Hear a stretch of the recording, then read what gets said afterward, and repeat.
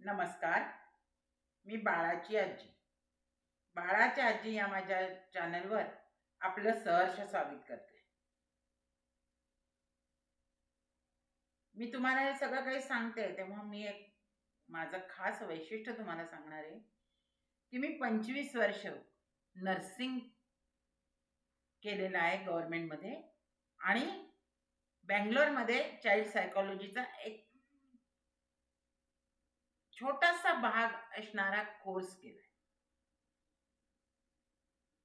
आज मी तुम्हाला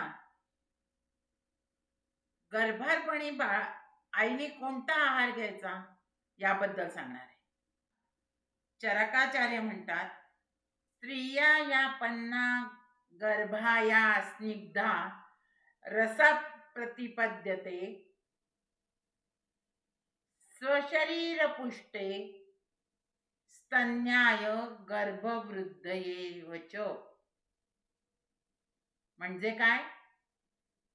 तर स्त्री जे अन्न घेते ते अन्न घेताना तिला 3 प्रकारची कामं करायची.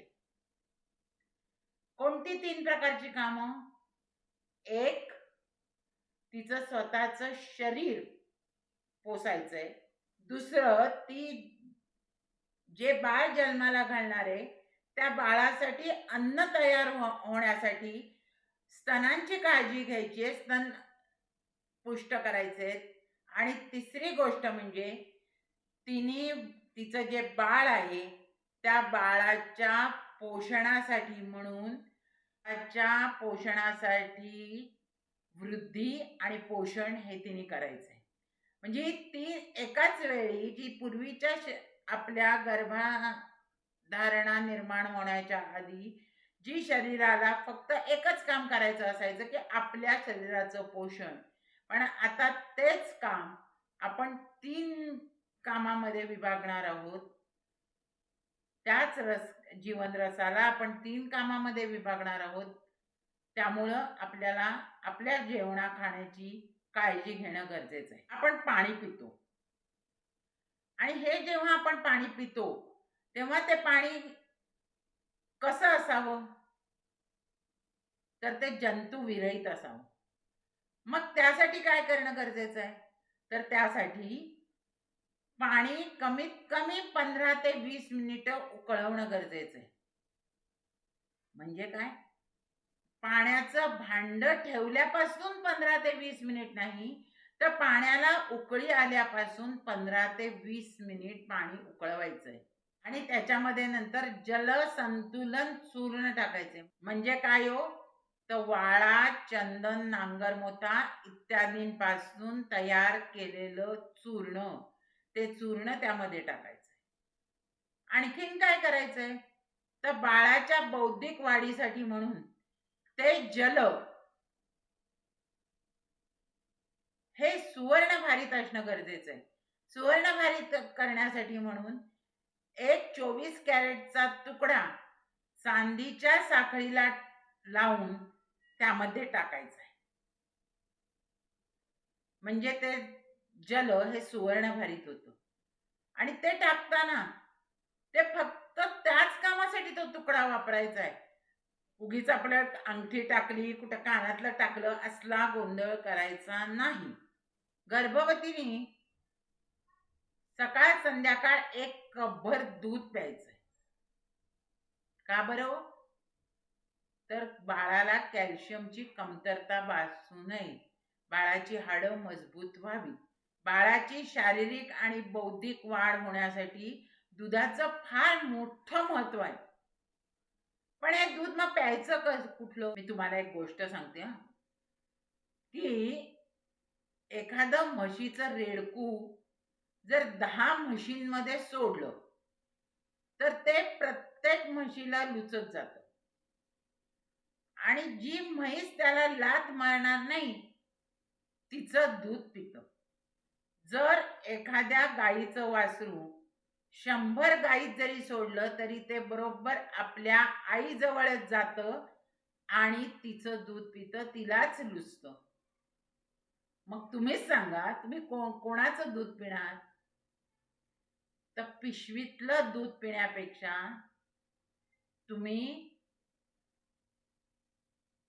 तुम्हाला जर गीर गाईचं किंवा गावठी गाईचं दूध पिलं तर तुमच्या बाळाची बुद्धी तल्लख होण्यास मदत होईल. पिशवीचं दूध मात्र नाईलाजास्तवच वापरावं. आणखीन काय बरं खावं?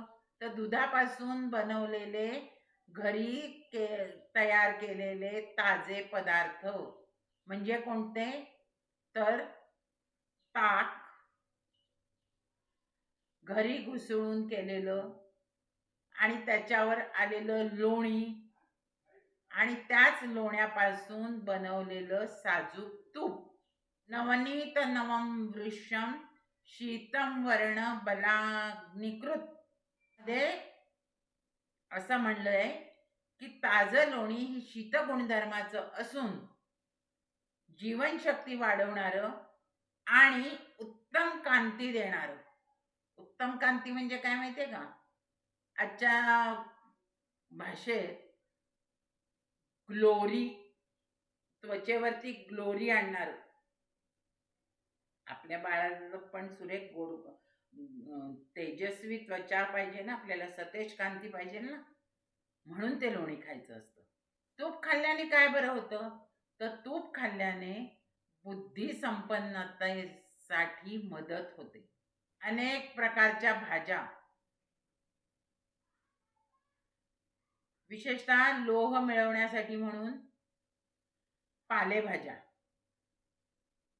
सुकात, चाकवत, पालक, मेथी, आंबाडी, मुळ्याची पानं, अळू इत्यादी सर्व भाज्या या आपल्या आहारामध्ये समाविष्ट केल्या पाहिजेत. तसेच क जीवनसत्वासाठी म्हणून लिंबाची एक फोड सकाळ संध्याकाळच्या जेवणात असणं गरजेचं आहे. पोहासाठी तुम्ही गुळ पण वापरू शकता. सेंद्रिय गुळ विशेषतः वापरणं गरजेचं आहे. आजकाल सगळीकडे मिळतो, अगदी पुडीच्या स्वरूपात, क्रिस्टलच्या स्वरूपात, ढेप, सगळं काही मिळतं. या सेंद्रिय गुळाचं महत्व असं आहे की ह्याच्यामध्ये केमिकल्स नसतात, ना उसाला घातलेली ना गुळ तयार करताना. त्यामुळे तो गुळ वापरणं खूप चांगलं. तुमच्या जेवणामध्ये एक वाटीभर तरी उसळ असणं गरजेचं आहे, विशेषतः दुपारच्या जेवणात. आणि ही दुपारच्या जेवणात उसळ जर वापरली तर ती कशी असावी? तर मोड आलेल्या धान्याची असावी. पण ह्या सगळ्या भाज्या किंवा उसळी करताना आपण पात्र कोणतं वापरणार आहोत? गॅसशिवाय पर्याय नाही, त्यामुळे चुलीवरचं जेवण वगैरे आपण आता काही म्हणू शकत नाही. पण गॅस वापरताना, गॅसवरती ठेवताना आपण कोणत्या प्रकारची भांडी वापरली पाहिजे? श्रीमंतीचा भपका असलेल्या नॉनस्टिक नको. काय मग काय वापरायचं? तर लोखंडी कढई, तवा, कडलं, म्हणजे मग पुरेसं लोह तुमच्या पोटात जातं. तुम्हाला माहिती आहे का, एखादं भांड फुटतं म्हणजे काय होतं? तर ते झिजतं. मग ते झिजल्यानंतर त्यामध्ये म्हणजे ॲल्युमिनियमचं असेल तर ते ॲल्युमिनियम, लोखंडाचं असेल ते लोखंड कुठे जाणार? तर ते आपल्या पोटात. त्यामुळं लोहाची कमतरता भरून निघण्यासाठी जर लोखंडी तवा, कढई, कडलं वापरलं किंवा पितळेची भांडी वापरली तर सोन्याहून पिवळं.